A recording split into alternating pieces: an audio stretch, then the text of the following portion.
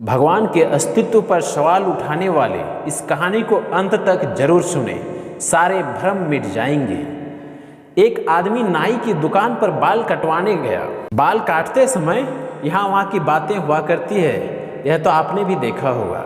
आज भी देश दुनिया की बातें कर रहे थे, तभी अचानक भगवान के अस्तित्व को लेकर बातें होने लगी। नाई ने कहा उस आदमी से, देखिए भैया, मैं आपकी तरह भगवान के अस्तित्व में यकीन नहीं रखता हूँ। उस आदमी ने नाई से पूछा, तुम ऐसा क्यों करते हो?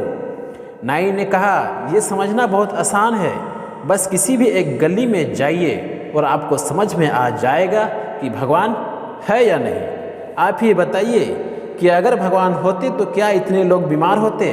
भगवान होते तो किसी को कोई दर्द, कोई तकलीफ होती क्या? आप ही बताइए भगवान कहाँ है?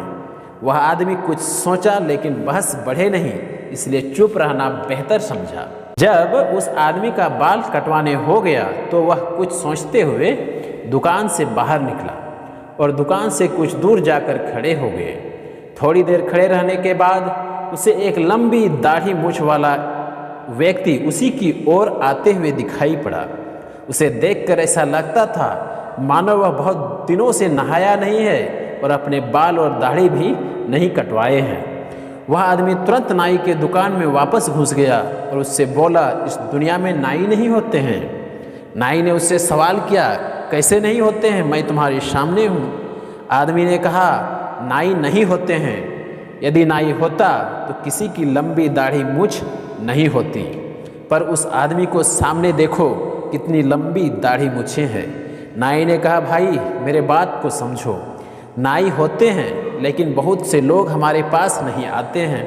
उस आदमी ने उससे बोला, बिल्कुल सही बोल रहे हैं भाई साहब, यही तो बात है। भगवान भी होते हैं, पर लोग उनके पास जाते ही नहीं और ना ही उसे खोजने का प्रयास करते हैं। इसलिए दुनिया के लोगों को इतना दुख दर्द हो रहा है।